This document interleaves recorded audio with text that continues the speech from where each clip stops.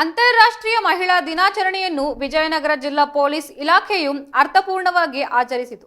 ಹೊಸಪೇಟೆಯ ಜಿಲ್ಲಾ ಪೊಲೀಸ್ ಕಚೇರಿಯಲ್ಲಿ ನಡೆದ ಕಾರ್ಯಕ್ರಮದಲ್ಲಿ ನ್ಯಾಯಾಧೀಶರು, ಪೊಲೀಸ್ ವರಿಷ್ಠಾಧಿಕಾರಿಗಳು, ಮಹಿಳಾ ಪೊಲೀಸ್ ಅಧಿಕಾರಿಗಳು ಹಾಗೂ ಸಿಬ್ಬಂದಿ ವರ್ಗದವರು ಭಾಗವಹಿಸಿದ್ದು, ಈ ಶುಭ ಸಂದರ್ಭದಲ್ಲಿ ಮಹಿಳೆಯರ ಸಾಧನೆಗಳನ್ನು ಸ್ಮರಿಸಲಾಗಿದ್ದು ಮತ್ತು ಅವರಿಗೆ ಗೌರವ ಸಲ್ಲಿಸಲಾಗಿದೆ.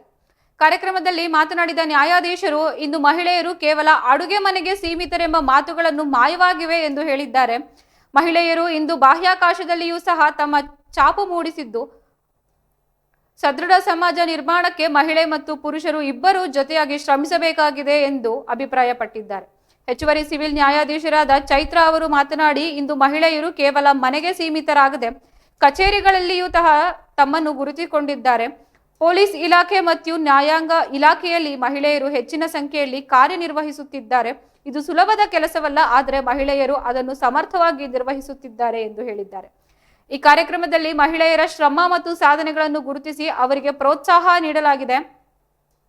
ಮಹಿಳೆಯರು ಸಾಧನೆಗಳನ್ನು ಸಮಾಜವು ಗೌರವಿಸಬೇಕಾಗಿದೆ ಮತ್ತು ಅವರಿಗೆ ಎಲ್ಲಾ ರೀತಿಯ ಸಹಕಾರ ನೀಡಬೇಕಾಗಿದೆ ಎಂದು ಅಧಿಕಾರಿಗಳು ಅಭಿಪ್ರಾಯ ವ್ಯಕ್ತಪಡಿಸಿದ್ದಾರೆ. ಮಹಿಳಾ ದಿನಾಚರಣೆಯು ಮಹಿಳೆಯರ ಸಬಲೀಕರಣ ಮತ್ತು ಅವರ ಹಕ್ಕುಗಳ ಬಗ್ಗೆ ಜಾಗೃತಿ ಮೂಡಿಸುವ ಮಹತ್ವದ ದಿನವಾಗಿದೆ.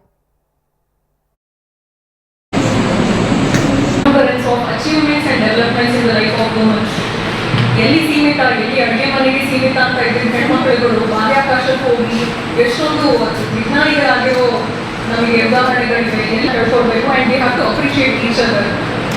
ನಮ್ಮೆಲ್ಲರಿಗೂ ಗೊತ್ತಿರೋ ರೀತಿ ಒಂದು ಹೆಣ್ಣು ಸಂಸಾರದ ಕಣ್ಣು ಅಂತೀವಿ, ಮನೆಯೇ ಮೊದಲ ಪಾಠಶಾಲೆ ಅಂತೀವಿ, ತಾಯಿನೇ ಮೊದಲ ಗುರು ಅಂತ ಹೇಳ್ತೀವಿ.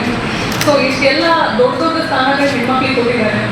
ಹಾಗೆ ಒಂದು ದೇಶ ಪ್ರಗತಿ ಕಡೆಗೆ ಹೋಗ್ತಾ ಇದೆ ಅಂತ ಅನ್ನೋದನ್ನ ಹೇಗೆ ಅಳಿತೀವಿ ನಾವು ಅಂತ ಅನ್ನೋದಕ್ಕೆ, how do we measure whether a nation is developing or not ಅನ್ನೋದಕ್ಕೆ, ಹೇಗೆ ಹೆಣ್ಮಕ್ಳಿಗೆ ಅವರು ಬೆಲೆ ಕೊಡ್ತಾರೆ, ಅಲ್ಲಿನ ಸಿಟಿಸನ್ಸ್ ಹೇಗೆ ಹೆಣ್ಮಕ್ಳಿಗೆ ಸುರಕ್ಷತೆ ಕೊಡ್ತಾ ಇದ್ದಾರೆ, ಇದ್ರ ಮೇಲೆ ಒಂದು ದೇಶದ ಪ್ರಗತಿ